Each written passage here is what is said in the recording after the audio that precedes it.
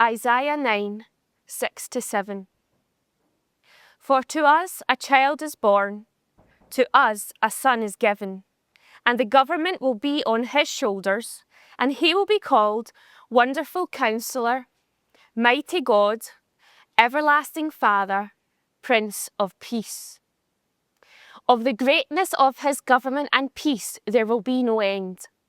He will reign on David's throne and over his kingdom, establishing and upholding it with justice and righteousness from that time on and forever. The zeal of the Lord Almighty will accomplish this.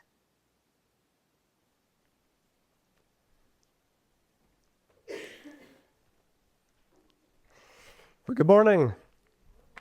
It's great to be with you all. Thank you for having me back here. Oh, thank you so much. I'm a dry speaker, so a wee glass of water always helps. I don't know how many of you are really interested in the news. I had for many years a wee bit of an obsession with watching news. And in fact, when we moved to our current house in Ewart Hill, I insisted to Debbie that we get cable TV, and just so I could get 24-hour news being broadcast from several channels all the time. But I found over the last kind of year to 18 months, watching the news so intensely as I do has become more and more difficult. And probably the main reason for it is that I absolutely hate conflict of any description. I absolutely loathe conflict. Somebody once said that conflict is when politics fails. Well, if that's the case, it's failed spectacularly all over the world and for some time now. I have, for example, good friends of mine who live in Israel. And they're in the awful situation of having a family that's spread across the country. So some of their family members live in places like Jerusalem and Bethlehem and Tel Aviv, and some of their family live in Gaza. And you can just imagine the fraught situation they as a family are in, living that daily reality for the last couple of years. It's awful. I also have a lot of friends in Ukraine. I've been to Ukraine many, many times. And lots of my friends are in continual contact with me. And having been to places like Kyiv itself and Mariupol, which is at the moment the most bombed city in Ukraine, and I watch the news pictures and see places that I have been to before and see the devastation. It's awful. It breaks my heart. These are beautiful places that are now, in some cases, a pile of rubble. Terrible. But of course, war isn't the only situation where conflict exists. Think about fractured relationships. People who once were close and now are not. I spent much of the last 10 days in conversation with a couple down south in a situation I know very well because I speak at their church. And they are in the process of going through what is a very unamicable and painful divorce. And it's dreadful. And all their friends in the church are caught up in it. Everyone feels the pain. And they've got kids. Their kids are also caught up in it. And for everybody, it's an agonizing situation. And I've had dozens of phone calls trying to talk through the whole thing with them. And then, of course, there's the inner turmoil that lots of people face. One of my friends, who I again saw this week, is somebody who, when you first meet him, you'd think he's a smiley, happy-go-lucky, friendly guy. And he is all of that. He also has his inner demons, which, by the way, is why he wears long-sleeve shirts, to cover up all the self-harm that he'd been doing to himself for months and months and months. And when he can resist cutting himself, which he does, he just feels depressed and discouraged and doesn't know how to handle feeling how he is without inflicting what he does to himself.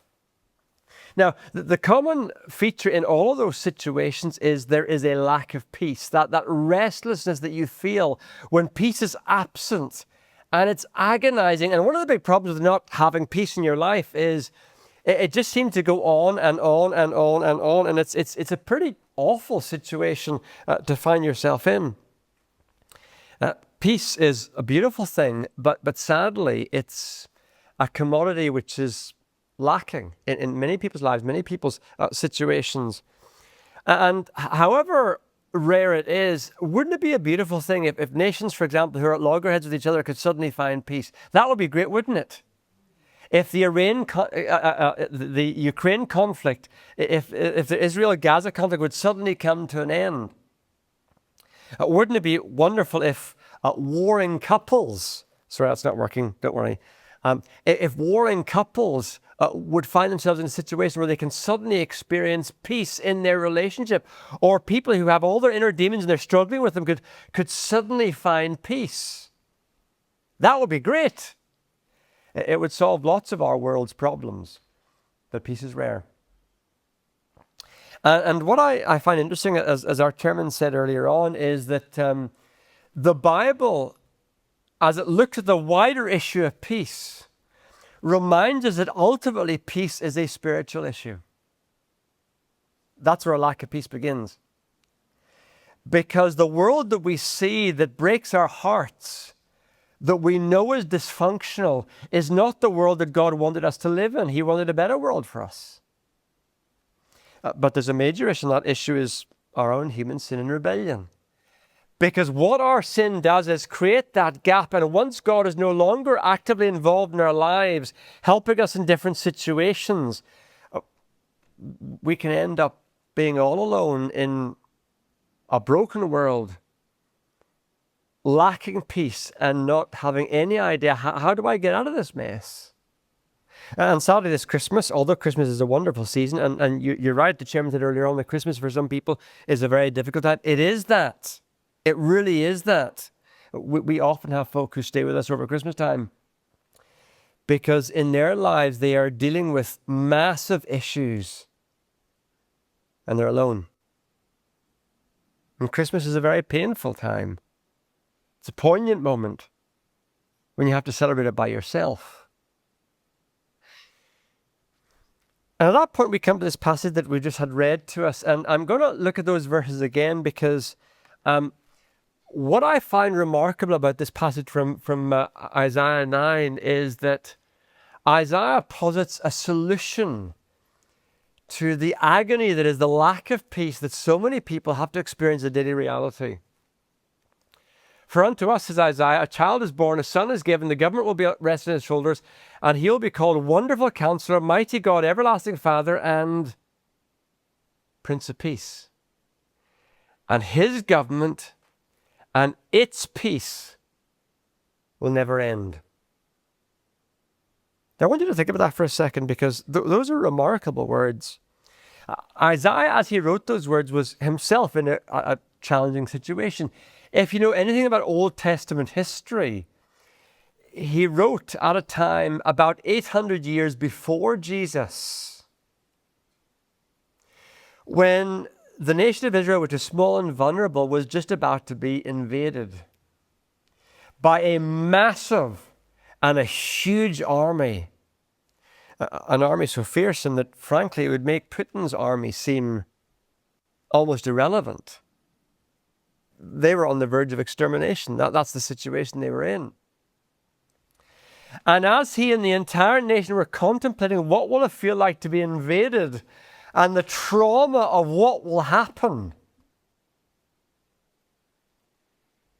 he had this remarkable vision from God of what was one day going to happen. Now, Isaiah is writing 800 years before Jesus. There's a long time lapse here. But we read these words round about Christmas time because this is a description of what's going to happen when Jesus, the Messiah, is born in Bethlehem 800 years later. And Isaiah, with remarkable insight, is able to characterize what the reign of Jesus, the impact of Jesus, is going to look like. Now, we're looking back 2,000 years. He's looking forward 800 years. But it's incredible. Verse 6. Unto us a child is born, a son is given. Now, that in itself tells you something I think quite remarkable. The Jesus we celebrate, Christmas is a wonderful story. God becoming flesh, God becoming one of us, becoming a human being. But Jesus is God's gift to us. Now, I don't know how many of you have begun your Christmas shopping. I hate Christmas shopping. My wife loves it. I can't stand it. And so I promise her faithfully every year that I'll spend one day doing Christmas shopping with her. And I've got a sneaky reason for doing so, because she can choose her own present. And I don't really give any headspace for that. And tomorrow's the day. That's why I'm looking thin and emaciated. It's the prospect of going around Braehead tomorrow for a day with only KFC to sustain me. Sorry for the brand mention. But what I do like, I have to say, although I hate shopping, I like giving a present, and a present that's meaningful. Now, we give away such trite. I mean, a lot of rubbish will be given away this Christmas. But some presents are deeply meaningful. Fabulous. When I grew up in Ethiopia, which I did, I remember one family giving us a live sheep. Now, we were fed in a diet of chicken, because chicken was the only meat we could afford. To be given a live sheep was actually a wonderful present. We had lamb for days on end. And jumpers, yeah. Plus, as a young boy, I also had the dubious pleasure, I grew up in Africa, remember, of killing the sheep and skinning it, which I thought was great fun. Sorry for the barbarity, but that's the environment I grew up in. Giving a meaningful present is a wonderful thing to do. What a meaningful present Jesus was. Absolutely meaningful. And look at the description that we're given of what Jesus would do. Now, I want you to look at how this verse builds up, because it meets in a climax, and the climax is all about peace. First of all, the government will rest upon his shoulders. Jesus has come to govern. Now think about that. I both love and am very disillusioned by politics. I watch Question Time every week. I'm really tearing my hair out watching it, mind you, but I watch it every week because I love politics. And I've never been so cynical. Governments that promise to deliver and then they don't. Or they might deliver, but what they deliver doesn't actually help at all. Does that feel familiar? One of my former students actually has an office in Parliament. He's a journalist. And I have wonderful online conversations with him. Or he comes to visit me sometimes from London. And we talk about all that goes on in that very important building that lots of us are concerned about, because it affects our lives. But Jesus is somebody who will come to govern. He comes with intentionality. He wants to govern in our lives. But what he does makes a big difference. You see, if you come to Jesus in faith, he forgives you. He gives you a fresh start.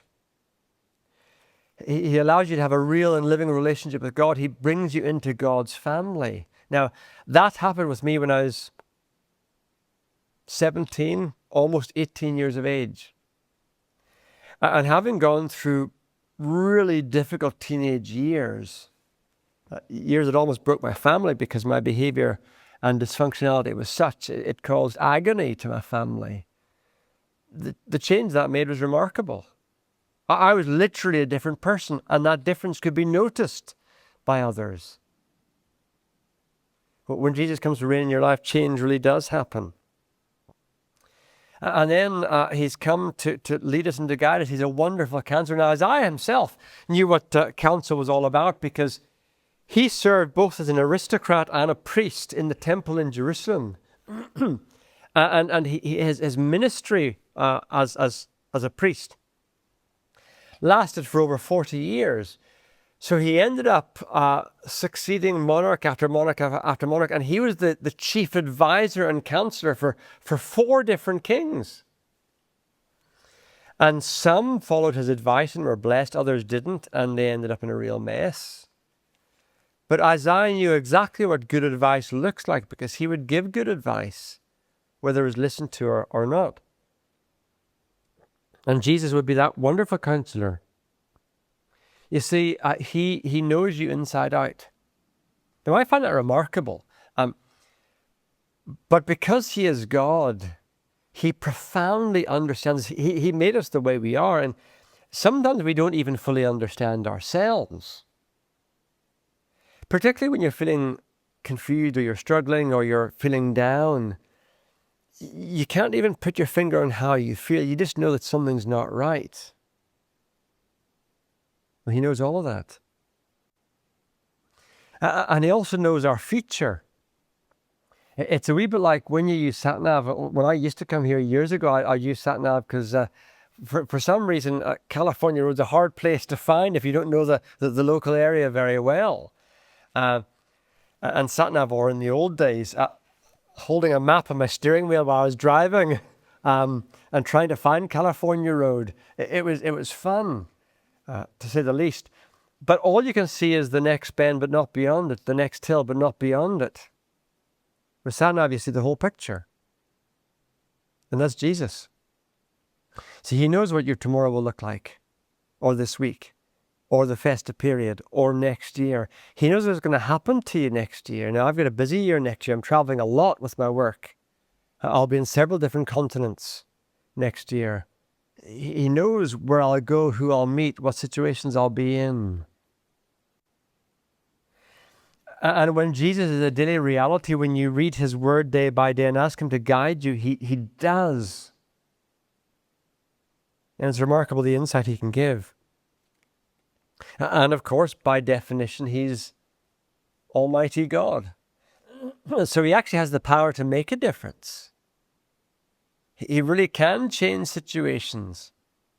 When we pray about things and ask him to help, he can alter what happens or give us the strength to endure in what happens. It's real. And here's a strange term, everlasting Father. Strange because, the King Jesus sees himself as the Father of the nation, and Jesus sees himself as that. The kings were meant to be people who actually cared for their subjects. Now, they often didn't. Some did, some didn't. Mostly didn't. But they were meant to. They were meant to see the nation as their family. Well, Jesus genuinely does. He wants to bring us into his family. He does care.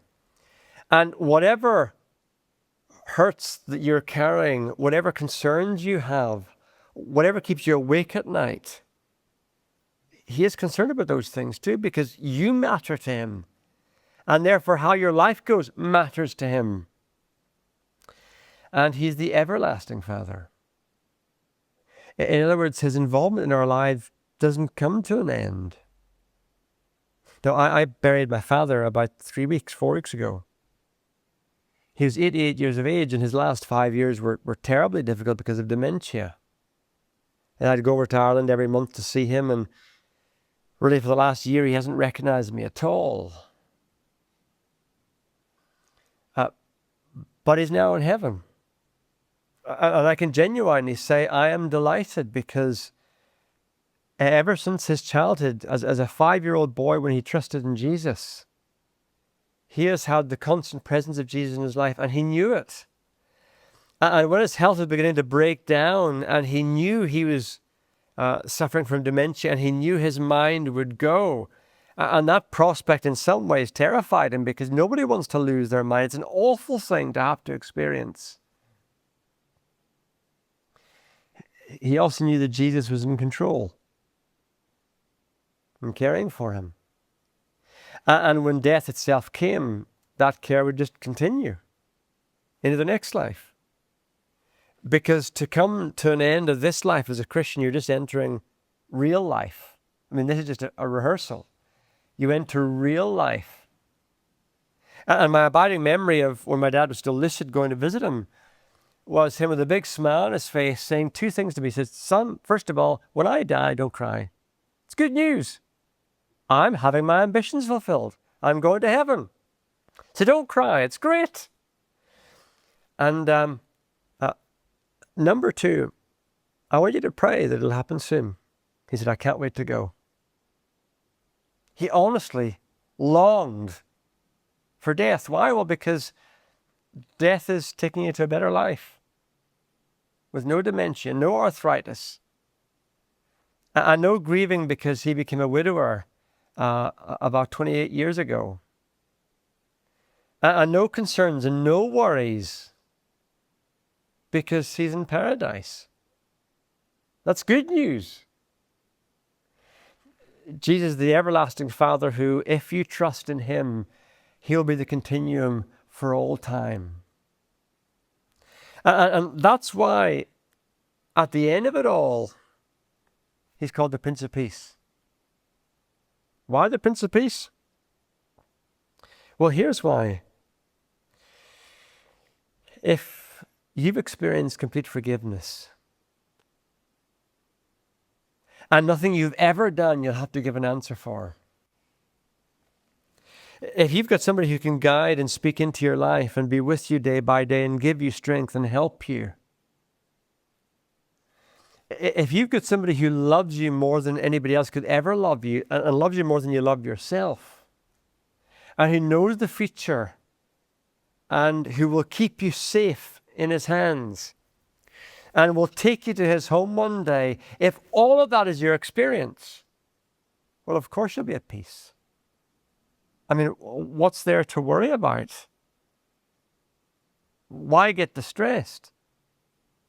Because life can throw its worst at you, and I suppose the very worst that can ever happen is you lose your life altogether. But even if that happens, that's okay. That's okay. Because what awaits is a better life. And if that's not good news, I don't know what is.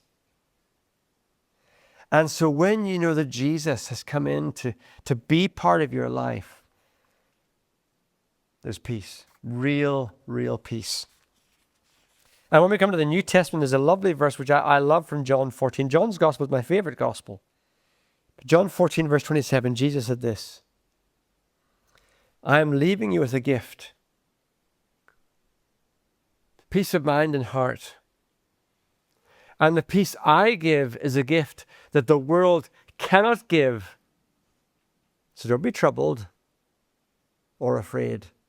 Now, for lots of people at this time of year, with all the anxiety that can normally be part of the festive season, that's a big statement to make. But it's real. It's real. Peace of mind, peace of heart. That sense that all is okay because Jesus lives in my life. Now, if you are a Christian, you need to rejoice in that. But if you're not a Christian, you need that peace. And you'll not get it anywhere else. There's not a shop in Glasgow or Edinburgh or anywhere that can sell it to you. Only Christ can give it. And I can tell you it's real. It's real. Not just a theory, but a reality. In fact, the reason why I know that is that last time I was in Ukraine, which was just before the war broke out, but only just before, I was staying with a little family. They had planted a church. I had done some training with them. They had planted a church, and I was helping them with their new church plant, which, by the way, this was January, late January, early February in Ukraine, which is Baltic. Way colder than here. And there was snow on the ground, fairly deep snow, sub-zero temperatures. And their wee church building was about half the size of this room. And it literally was a wooden shack with a tin roof that leaked when it rained. And no heating. They said to me, when you come to preach here, make sure you bring jumpers and scarves and everything else. And I could see my breath as I was preaching. And they gave me a cup of coffee to drink while I was preaching because it was absolutely freezing. This is about minus 14 or 15 in a wooden shack with no heating and no insulation. And that wee family, lovely wee family, they were artisan bakers. She worked on the counter. He worked on the ovens, making the bread. And they shared their tiny wee flat, which is a 1-bedroom flat in a tenement building in Lviv. They shared it with a wee daughter and her elderly mother, who both slept in the living room. And I slept in the kitchen, because that's the only other room that I could have privacy to sleep when I was staying with them. And within weeks of me leaving, the Russians invaded. And I lost contact with them for a few weeks, and then she messaged me. And what had happened was he, having never been in the army before, volunteered and was sent to the front line, and they'd lost contact with each other. He's still alive, by the way, but they'd lost contact at the time because it's very difficult to communicate with people in the front line. So he's in the front line, just trying to learn how to be a soldier. And she and her daughter and the mum went to Poland and were put up in the home of a family there, Christian family, who were willing to look after them. And they're still there. And she asked me to pray for them, and I said, I will pray for you. And then I asked the question, well, how are you? You know, her answer was,